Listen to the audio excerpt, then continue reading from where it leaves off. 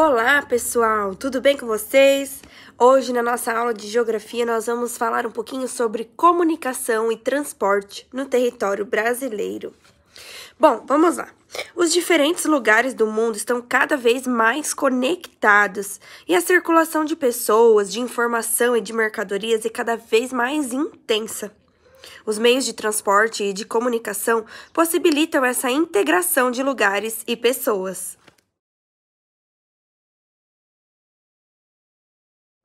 Se nós pensarmos nos lugares distantes que visitamos ou frequentamos, vamos notar que para chegar até eles, quase sempre usamos algum meio de transporte.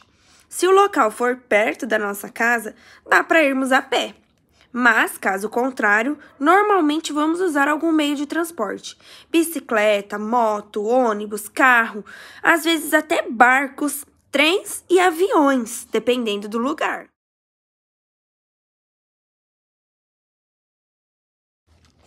Como o território brasileiro é muito extenso, e você já sabe disso, que o Brasil é um país bem grandão, o uso dos meios de transporte é ainda mais importante para o deslocamento das pessoas, das mercadorias.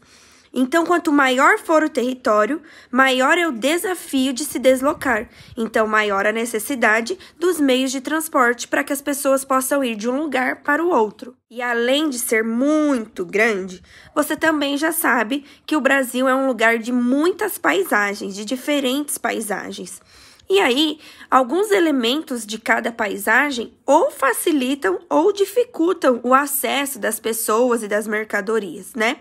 Então, dependendo do local, só há a possibilidade de chegarmos até lá de barco, ou de avião, ou de trem.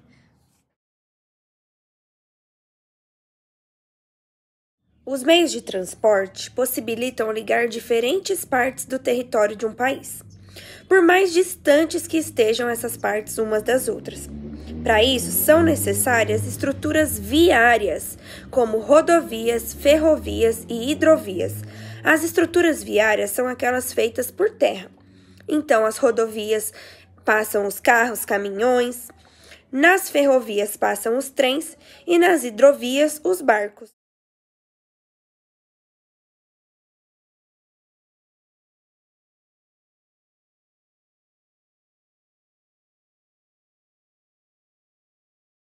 E o desenvolvimento dessas estruturas configura uma rede de transporte e possibilita o deslocamento de pessoas e de mercadorias em curtas, médias ou longas distâncias. A rede de transporte, portanto, contribui para integrar os territórios de um país. Então, é graças às redes de transporte que nós conseguimos nos deslocar de um lugar para o outro. Agora nós vamos falar um pouquinho mais especificamente sobre o transporte rodoviário. O transporte rodoviário, que inclui carros, ônibus, motos e caminhões, é o mais utilizado no Brasil. A malha rodoviária brasileira começou a se desenvolver a partir da década de 1930. Nessa época, existia a preocupação de integrar o território nacional, ligando áreas distantes do país aos principais centros econômicos. O transporte rodoviário foi então escolhido para proporcionar essa integração entre os territórios. Nas décadas seguintes, foram realizados mais investimentos na malha rodoviária. Isso contribuiu para que o transporte rodoviário se tornasse o principal do país.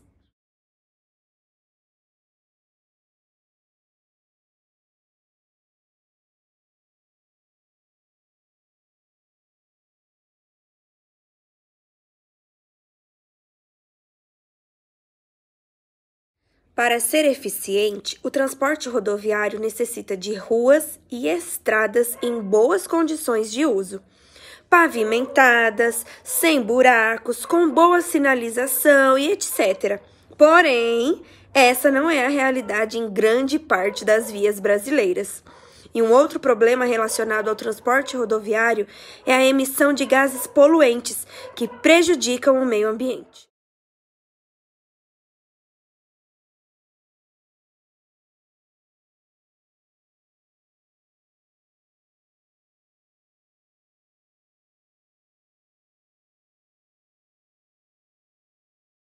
para ajudar nessa questão de emissão de gases poluentes, os carros elétricos hoje, né, já existem e são movidos a eletricidade.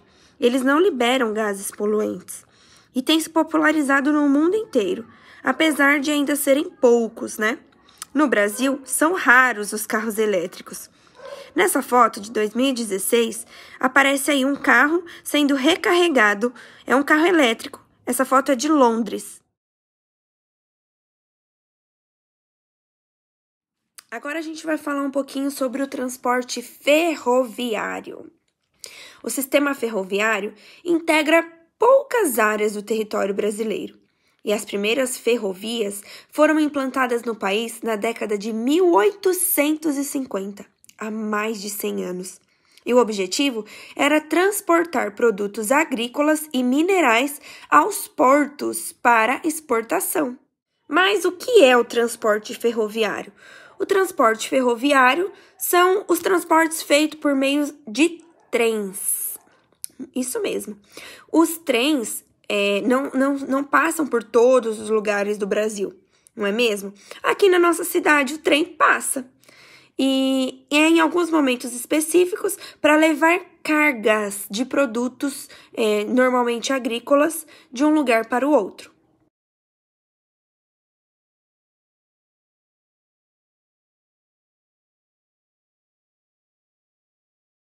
Além de ser adequado às longas distâncias, o transporte ferroviário tem como vantagens a baixa emissão de poluentes e a grande capacidade de cargas. Então, eles transportam grandes cargas, uma quantidade bem grande de carga, e não poluem tanto o meio ambiente. Ainda no século XIX, lá em 1850, quando o transporte ferroviário foi implantado aqui no Brasil, em algumas áreas urbanas do Brasil, áreas de cidade mesmo, passaram a ser utilizados os bondes. Os bondes são veículos movidos a eletricidade, que, assim como os trens, andam sobre trilhos. A diferença é que eles são movidos por eletricidade e os trens não. Os bondes serviam para o transporte coletivo de pessoas, como se fosse um ônibus. Hoje a gente usa os ônibus, né, para o transporte coletivo. E, naquela época, eram usados os bondes. Se você assistir algumas novelas de época que nós temos aí hoje em dia, você vai poder ver alguns bondinhos que passavam pelas cidades transportando pessoas.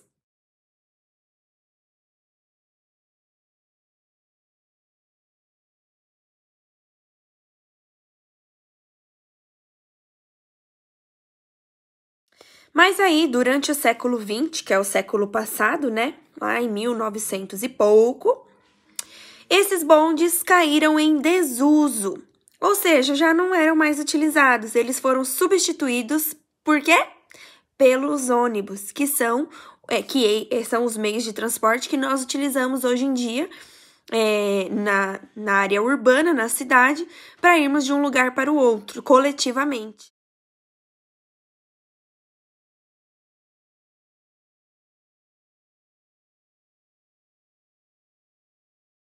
Atualmente, em diversos centros urbanos brasileiros, há outros meios de transporte sobre trilhos, como os metrôs.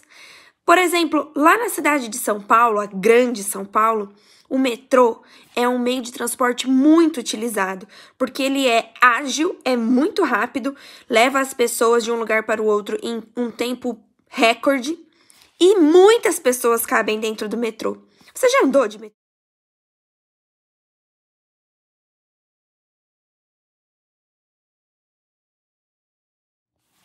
Você sabia que em algumas capitais, como São Paulo, Rio de Janeiro, Belo Horizonte, Porto Alegre, Natal, Maceió e João Pessoa, essas capitais contam com os chamados trens metropolitanos, que circulam dentro desses municípios, dentro das cidades e em municípios próximos também. Você sabia disso? Bom, hoje a rede ferroviária brasileira tem basicamente a mesma função que tinha logo quando começaram as primeiras ferrovias no país. que é o transporte de produtos agrícolas e minerais em direção aos portos do Brasil, de onde eles são exportados. Os portos são os lugares ali na praia, né, na beira do mar, onde chegam os navios, as embarcações com os produtos e também saem do Brasil para outros lugares.